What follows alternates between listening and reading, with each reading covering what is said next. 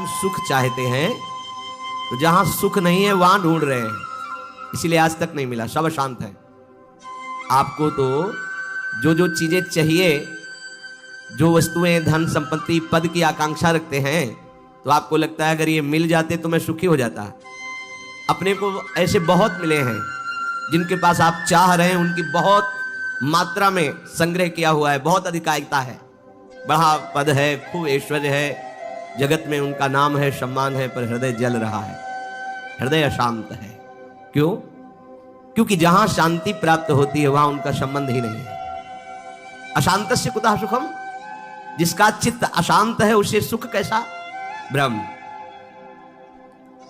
कुछ वर्ष की आयु, शरीर समाप्त हुआ, न पद रह गया, न संपत्ति रह गई, न नाम रह गया, न व्यवहार रह गया, न परिवार रह गया, अकेले अपने कर्मों की पोटली बांध करके फिर नया जन्म, फिर वही पढ़ाई लिखाई, दुनिया का प्रपंच, नहीं तो अन्य योनियों में कीड़ा मकोड़ा, पशु पक्षी। विश्राम कहां है?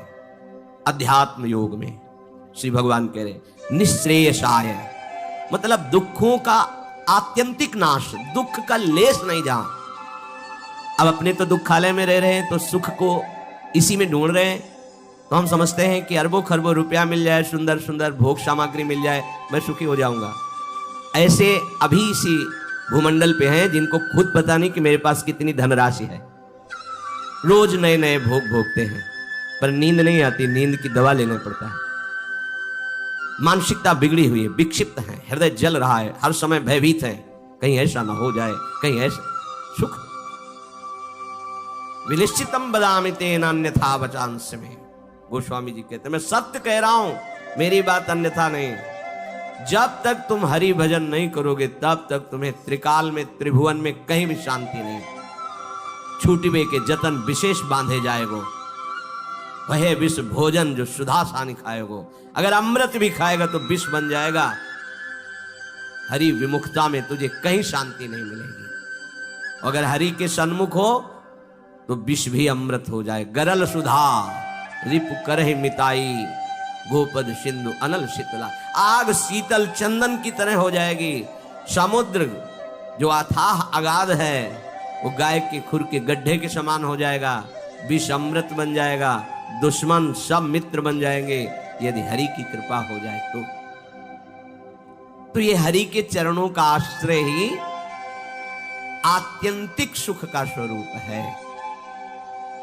ये कैसे प्राप्त होता है? तो श्री भगवान कहते हैं कि मन ही बंधन और मोक्ष का कारण है। ये जब किसी विषय का चिंतन करता है भोग भावना से, किसी व्यक्ति का चिंतन करता है राग या द्वेष से, तो ये बंधन का कारण बन जाता है। अगले जन्म की ये पूरी तैयारी करा देता है, नाना प्रकार के भ्रमात्मक दुख सुखों में फंसा देता है। और जब यही मन प्रभु का चिंतन करने लगता है, प्रभु के नाम का, प्रभु के रूप का, प्रभु की लीलाओं का, प्रभु के गुणों का, प्रभु के भक्तों का, तो यही मोक्ष का खुला हुआ द्वार हो जाता है। यही मन, जब मन किसी व्यक्ति को भगवत भाव से, किसी भोगों को प्रभु की सेवा में अर्पित करने के लिए, यही मोक्ष का कारण बन जाता है। और जब किसी भोगों को स्वयं भोगने के लिए और किसी व्यक्ति को राग द्वेष से, यही बंधन का कारण स्पष्ट। इसीलिए भगवान बहुत जोर देते हैं अनन्य चिंतन पर। तुम्हारा चिंतन भगवत भाव से निरंतर चलता रहे तो जितनी श्वासें हैं वो प्रभु को अर्पित कर देने का फल होगा, प्रभु के समीप पहुंच जाना। ये तो बहुत कठिन है। मन को संसार के चिंतन से हटा करके प्रभु के चिंतन में लगाना, ये तो बहुत कठिन है, क्योंकि हमारी आसक्ति हो गई है शरीर में, शरीर संबंधियों में, भोगों में, पद प्रतिष्ठा में। बड़ा सुख लगता है जब हमारा यश, हमारी प्रतिष्ठा, हमारा मान, हमारा ऐश्वर्य, हमारा संबंध ये बहुतायत में दिखाई देता है, तो अहंकार को बड़ा सुख मिलता है। यही दुख में फंसने का मूल कारण है और संसार में यही उद्देश्य रखा जाता है। देखो ना ब्रह्म, जो हमारे दुख का मूल कारण है वही हम उद्देश्य लिए घूम रहे हैं, तो सुख कैसे मिलेगा? धतूरा बोओगे तो विषय खाने को मिलेगा ना, अमृत तो नहीं मिल जाएगा। अगर धतूरे में एक जीवन नष्ट करने की सामर्थ्य है तो मान प्रतिष्ठा प्रशंसा भोग भावना ये कई जन्म नष्ट करने की सामर्थ्य रखता है। बुद्धि हमारी भ्रमित है, इसलिए हम समझ नहीं पा रहे। विष तो एक जन्म मारता है, विषय देखो ना, जब से सृष्टि हुई आज तक मार ही तो रहा है। मरते मरते थक गए, मरना नहीं मिटा, फिर मरना पड़ेगा। अरे अब तो ऐसा मरो कि अब जन्मना न पड़े, मृत्यु महोत्सव हो जाए। तो हे प्रभु, ये आसक्ति हमारी हो गई है शरीर में, शरीर संबंधियों में, भोगों में। तो जहां हमारी आसक्ति होती वहीं हमारा मन चित्त चिंतन करता है। और आप कह रहे हैं कि अगर मन चिंतन करे निरंतर प्रभु का तो मुक्त है, जीवन मुक्त है। अभी कैसे हो सकता है ऐसा? तो श्री भगवान ने कहा, प्रसंगमजरम पाशमात्मनः कवयो विदुः स एव साधु सुकृतो मोक्ष द्वारमपावृतम्। खुला हुआ मोक्ष का द्वार खुल गया। क्या? जो तुम्हारी शरीर में आसक्ति है, शरीर के रिश्ते नाते संबंधियों में आसक्ति है, भोगों में आसक्ति है, वही नरक का खुला हुआ द्वार है। कैसे? त्रिविधम नरकस्येदम द्वारम नाशन मात्मनः कामः क्रोधा तथा लोभा तस्मादेत्रयम् त्यजेत। जब तुम शरीर भाव से होते हो तभी तुम्हें काम वेदना सताती है। काम में बाधा पड़ने पर क्रोध का जागरण होता है, क्रोध ही नाश का स्वरूप बन जाता है। क्रोध हमारी स्मृति का नाश करता है, स्मृति से बुद्धि नष्ट हो जाती है, बुद्धि नाश ही सर्वनाश हो जाता है। काम क्रोध और लोभ ये नरक के खुले हुए द्वार है। अगर यही आसक्ति प्रभु के प्रेमी महात्मा के चरणों में हो जाए तो कह रहे हैं मोक्ष द्वारम अपावृतम, खुल गया मोक्ष का द्वार। अब बस केवल प्रवेश करना है, अर्थात उनकी आज्ञा का पालन करना है। जो आसक्ति शरीर में, भोगों में, संबंधियों में है, यदि वो श्री भगवान के प्रेमी महात्मा सदगुरुदेव के चरणों में हो जाए तो मोक्ष का खुला हुआ द्वार है। अजात शत्रुवः, अगर एक भी व्यक्ति के प्रति शत्रु भाव रहेगा तो यहां लौट के आना पड़ेगा। एक भी व्यक्ति से आसक्ति हो गई तो लौट के आना पड़ेगा। मृग के बच्चे से हुई मृग बन गए, पुरंजनी से हुई पुरंजनी बन गए। हमारी ऐसी भगवत भावना बढ़े कि पूरी सृष्टि में कोई एक भी शत्रु ना हो। जो तुमसे द्वेष करे उसको प्रणाम करो। यदि भगवत प्राप्ति के मार्ग में बढ़ रहे हो, जो तुमसे ना बोले उससे तुम कभी भी रूठो मत। सामने पड़े तो राधे राधे श्री हरि। कभी ऐसा नहीं कि ये तो दुष्ट है मैं गाली देता, नहीं नहीं, हमारा प्रभु ही हमारे हृदय को मजबूत करने के लिए ऐसा स्वांग रच रहा है। सच्ची मानना, भगवान अपने भक्त को समर्थ बनाने के लिए लीला करते हैं। वही है, कोई दुष्ट नहीं है। किसकी सामर्थ्य है कि प्रभु के पार्षद को गाली दे दे, प्रभु के पार्षद को पीट दे, प्रभु के पार्षद की अवहेलना कर दे? ये भगवान इसीलिए करवाते हैं कि तुम समर्थ बनो, द्वंद्वों को परास्त करो, ना कि द्वंद्वों से परास्त हो जाओ। तुम मेरे सेवक कहलाकर द्वंद्वों से परास्त हो जाओगे तो ठीक नहीं है। ए भगवान का भक्त जरा सी बात में देखो विकल हो, नहीं। कोई भी भगवान का प्रेमी महात्मा ऐसा चरित्र नहीं पाया गया कि कभी किसी भी परिस्थिति में व्यथित हो गया है। नहीं, यम ही न व्यथ्यन्ते ते पुरुषम पुरुषर्षभ सम दुखा सुखाधीरम स्वमृतत्वाय कल्पते। जो सुख दुख में समान किसी भी परिस्थिति में हृदय व्यथित नहीं हुआ, हर समय राधा राधा राधा परम पद उसके चरणों में लौटता है, वही परम पद का अधिकारी है। अजात शत्रुवः, तुम्हारा कोई एक भी शत्रु नहीं होना चाहिए, क्योंकि भगवान कहते संतों का एक भी शत्रु नहीं होता। अपना मन ही शत्रु है, कोई और बाहर शत्रु नहीं। जब तक आप अपने मन को प्रभु के चरणों में नहीं लगाते तब तक ये जाल फैलाता रहता है। एक को मित्र बनाएगा, एक को शत्रु बना लेगा, एक में राग कर लेगा, एक में द्वेष कर लेगा और हमारे नए जन्म की व्यवस्था कर देगा। ये मन ही हमारा शत्रु है जब तक वश में नहीं होता। ये मन ही हमारी दुर्गति का कारण है जब तक ये प्रभु में नहीं लगता। प्रभु में लग जाए, वश में हो जाए तो इससे बड़ा कोई मित्र नहीं। मन ही श्री कृष्णाकार होकर भगवत साक्षात्कार करा देता है। अजात शत्रवा, कोई भी एक हमारे द्वेष का पात्र न हो। अद्वेष्टा सर्वभूतानाम, समस्त भूतों में द्वेष रहित, दोष बुद्धि रहित हमारे हृदय की स्थिति होनी चाहिए, क्योंकि संतों की ऐसी होती है। शांताहा, किसी भी परिस्थिति में कोई तुम्हें अशांत न कर पावे, ना अंदर की वृत्ति ना बाहर का व्यक्ति। ऐसी शांति तभी मिलेगी जब चित्त प्रियाजू के चरणों के चिंतन में होगा, उनके नाम के चिंतन में होगा, क्योंकि भगवत प्रेमी महात्मा शांत रहते हैं। शांताहा साधवा साधुभूषण। आप राग द्वेष में विचरेंगे, निंदा स्तुति करेंगे, मान अपमान में सुखी दुखी होंगे तो अनन्य भक्ति कब धारण करेंगे? अपने को केवल लक्ष्य पर दृष्टि रखनी है। वही सच्चा निशानेबाज है जो केवल लक्ष्य पर दृष्टि रखता है। द्रोणाचार्य जी ने कौरवों पांडवों को धनुर्विद्या की शिक्षा दी। परीक्षा के लिए एक वृक्ष में चिड़िया टांगी और कहा इसकी आंख पर निशाना लगाना है।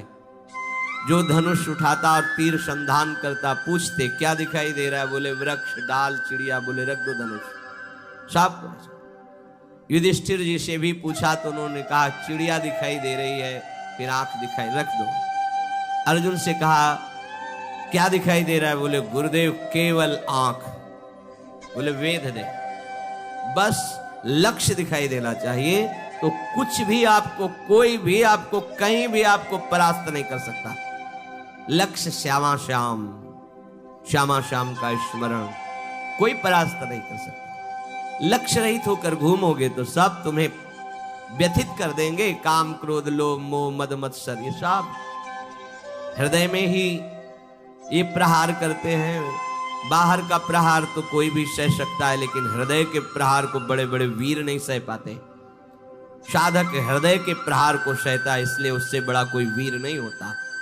सबसे बड़ा सुभट साधु होता है जो काम क्रोध आदि के वार को हंसते हुए सहकर भगवान की तरफ बढ़ता है। जो विश्व में विश्व विजेता धनुर्विद्या के प्रकांड ज्ञानी, युद्ध क्षेत्र में सदैव विजय प्राप्त करने वाले रहे, वो भी घुटने टेक दिए काम क्रोध के आगे। लेकिन साधु अहंकार रहित होकर पूरे जीवन इनसे युद्ध करता हुआ आगे बढ़ जाता है। इसीलिए सा जयति जयति जग उच्चरे, पूरा संसार ब्रह्मा जी तक उसे नमस्कार करते हैं। ये विजय तभी हो सकती जब लक्ष्य चिंतन में रहे। श्यामा श्याम मई अनन्येन भावेन भक्तिम कुर्वन्ति दृढ़ाम। अनन्य भाव अपने प्यारी जू के चरणों में। दृढ़ाम, कोई भी परिस्थिति या कोई भी प्रलोभन हमें हमारी श्री जी से हटा ना सके, इसे दृढ़ाम कहते हैं। दृढ़, प्राण ही तो जाएंगे, बहुत बार गए हैं, बहुत बार मरा हूं, अब एक बार श्री जी के लिए प्राण समर्पित करता हूं।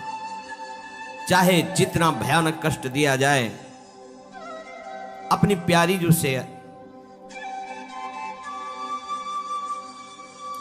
एक क्षण के लिए भी वृत्ति नहीं हटा सकता। और चाहे जितना प्रलोभन दिया जाए, यश कीर्ति सम्मान प्रतिष्ठा जय जयकार, एक क्षण के लिए भी प्यारी जू से चित्त वृत्ति नहीं हटे, इसे कहते दृढ़ाम। भारी से भारी अनुकूलता और भारी से भारी प्रतिकूलता जब अपने इष्ट के चिंतन को न रोक पावे तो उसे कहते हैं अनन्य भक्त। अनन्य भक्त बहुत बड़ी दुर्लभ स्थिति है, इससे बढ़कर कोई पद नहीं है, कोई स्थिति नहीं है। और ये वृंदावन नित्य विहार रस, ये रसिक अनन्यों का है। ये रसिक अनन्यों के नरेश श्री हिताचार्य, श्री स्वामी हरदास जी, ये सब सहचरियां प्रकट हुई हैं इस रस को प्रदान करने के लिए। ये तो अनन्यता से ही आता है रस। मत कृते त्यक्त कर्माणस त्यक्त स्वजन बांधवाहा, दो भाव इसके।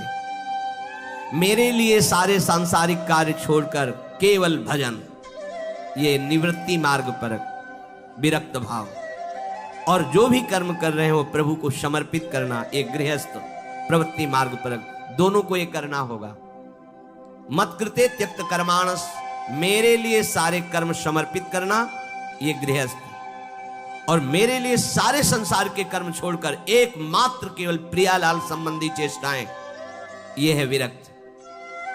नींद खुलने से लेकर सुषुप्ति गाढ़ नींद तक, चेतना से लेकर मृत्यु तक प्रियालाल के सिवा कोई कार्य नहीं करना। अपने शरीर के पोषण का भी कार्य नहीं करना।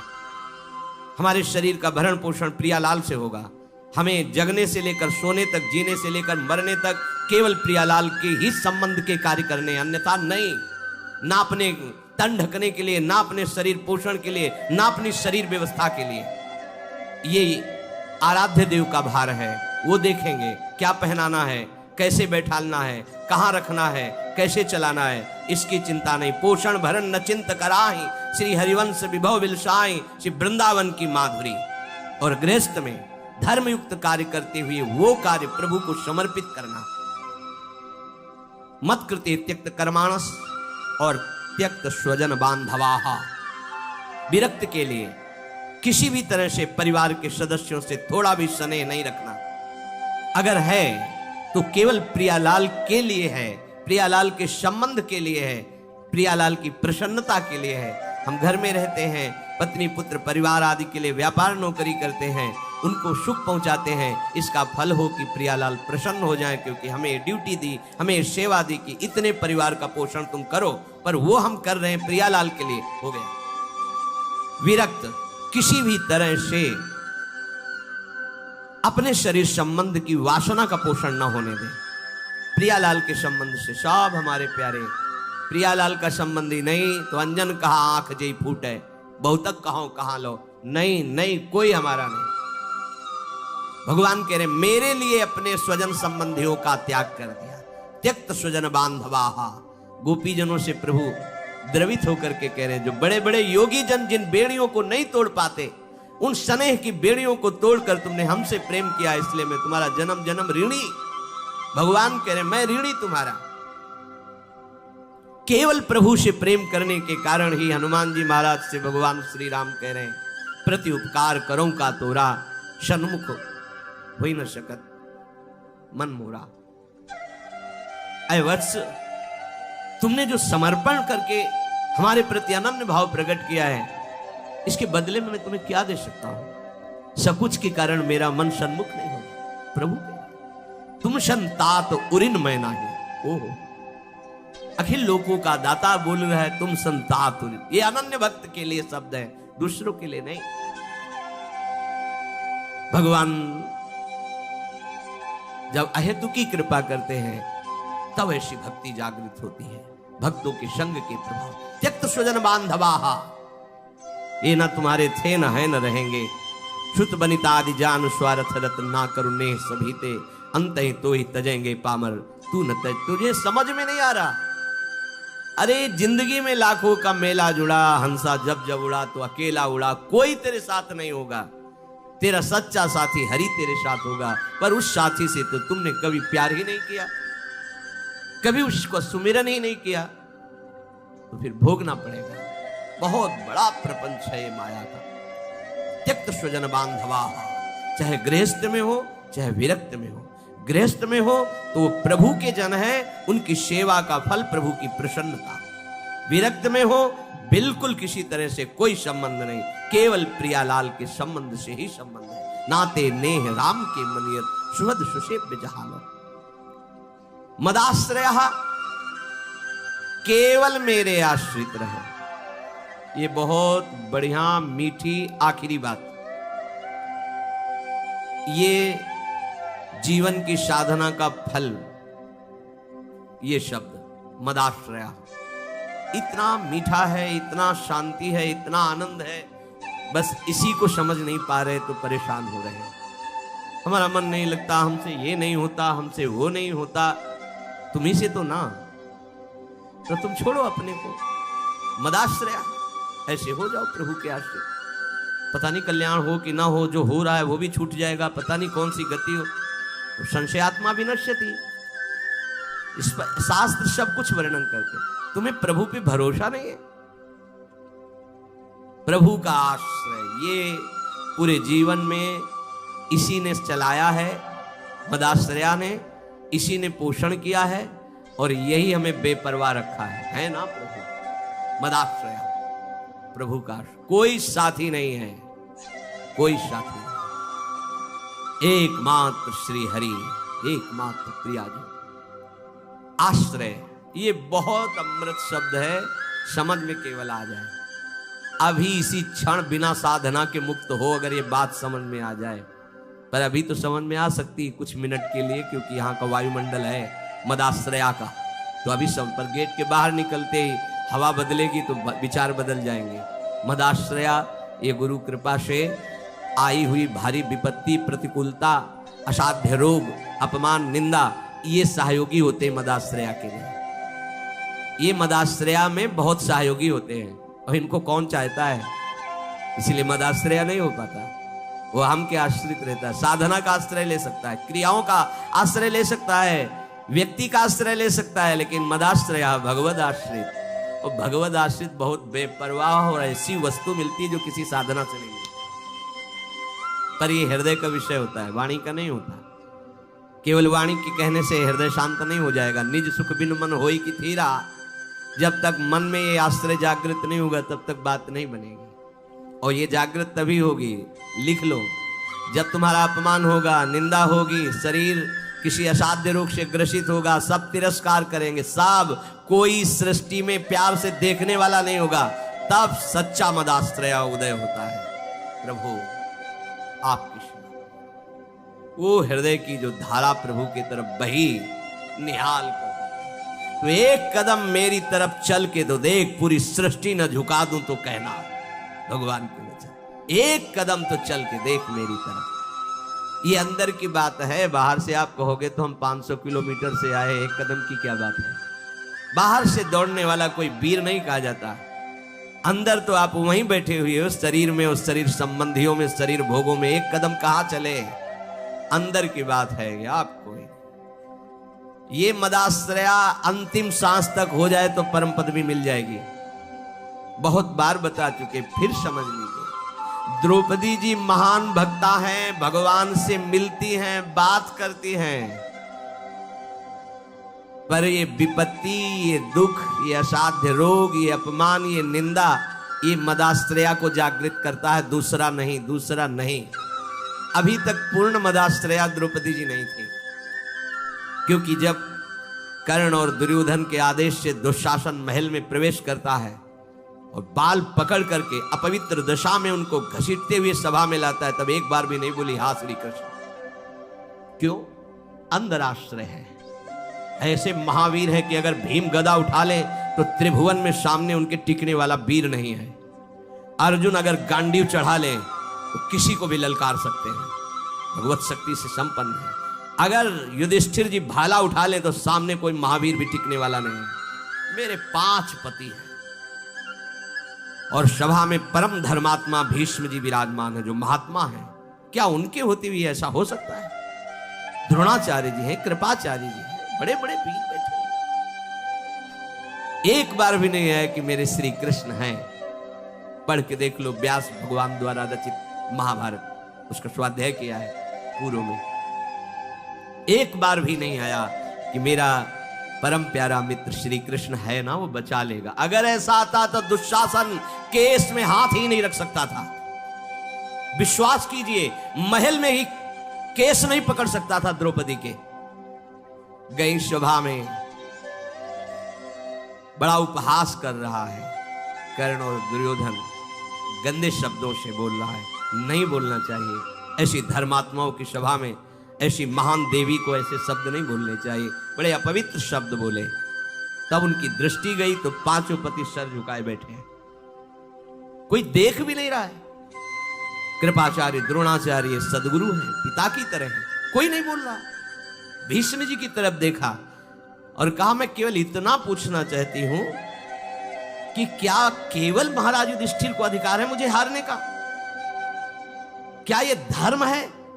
अगर है तो आप केवल बोल दीजिए, मैं सब कुछ सह जाऊंगी। अगर धर्म नहीं तो मैं समर्थ हूं, हर एक को दंड देने में समर्थ हूं। कान में लग करके गांधारी जी ने बाद में कहा था धृतराष्ट्र से कि होश में हो जा, पूरी सभा को भस्म करने की सामर्थ्य द्रौपदी रखती है, क्योंकि वो महान देवी कोई साधारण मां के गर्भ से पैदा हुई नहीं, यज्ञ से प्रकट हुई है। कहां कोई बात सुनने वाला? खींच रहा है दुशासन, 10,000 हाथियों का बल रखता है। द्रौपदी जी हाथ से पकड़े हुए थक गए। सोचा अभी मदाश्रया नहीं जागृत हुआ, एक बार भी कृष्ण याद नहीं आए, दांत से पकड़ लिया। अब लगा कि अब की बार के झटके में दांत से भी छूट जाएगा, स्वयं छोड़ दिया और कहा हे द्वारिका। सेकंड नहीं लगा, भगवान का वस्त्रावतार, मदाश्रया सीधे भगवत प्राप्ति। कोई भी कहीं भी कैसे, मदाश्रया के लिए शर्त नहीं है कि आप किस जन्म, किस कुल में, किस क्या कुछ, कहीं भी हो, कोई भी हो, कैसे भी हो, भगवत प्राप्ति के लिए सिद्ध बात है भगवान का आश्रय। अब जीव आश्रय लेना भी नहीं जानता, इसीलिए सत्संग भगवान देते हैं, साधु महात्माओं का संग देते हैं, जिससे तुम्हारी बुद्धि पवित्र हो और तुम भगवान का आश्रय लो। जो संत जन होते हैं वो मदाश्रया, भगवद आश्रय, ऐसे चमत्कार जीवन में प्रकट होते हैं जो भगवद आश्रित, तपस्या और साधन, ये सब एक तरफ, ये बीच में ऐसे रकील खींचिए, एक तरफ मदाश्रया और एक तरफ जिस क्षण आश्रय लिया उसी क्षण से आपकी समानता करने वाला कोई नहीं रह गया। बार बार समझाने के लिए कहते हैं, जैसे बाली वैसे ही सुग्रीव, इतना भी अंतर नहीं, ना आचरण में ना बल में, किसी भी तरह समान भाई थे दोनों। और रूप भी, बाली और सुग्रीव को खड़ा कर दे तो भगवान भी पहचानने में, तभी माला पहनाया था भगवान, एकदम एक रूप, एक बल, एक स्वभाव, एक गुण, दोनों ऐसे भाई थे। जब भगवान ने बाण मारा, सामने देखा कोटि कंदर्प दमनी मर्यादा पुरुषोत्तम भगवान, गंभीर मुद्रा, तो हृदय में तो महान प्रीति है, बड़ा प्रसन्न है कि वैसे तो मैं इस लायक ही नहीं था, जो योगियों के ध्यान में नहीं आते हमारे सामने खड़े हैं, पर थोड़ा इनसे बात भी तो कर ले। तो कहा प्रभु सुन रखा है कि आप समदर्शी हो, फिर पर आज आपकी समदर्शिता दिखाई नहीं दे रही, पक्षपात दिखाई दे रहा। मेरा भाई है, पता नहीं आप जानते हैं पूर्ण रूप से कि नहीं, पर मैं जानता हूं क्योंकि साथ ही खेला हूं। मेरे आचरणों से उसके कम आचरण नहीं है, जैसा मैं वैसे ही मेरा भाई, मैं जानता हूं। पर ये क्या, एक का पक्षपात लेके छुप के हमारी छाती में बाण मारा, मैं बैरी सुग्रीव प्यारा,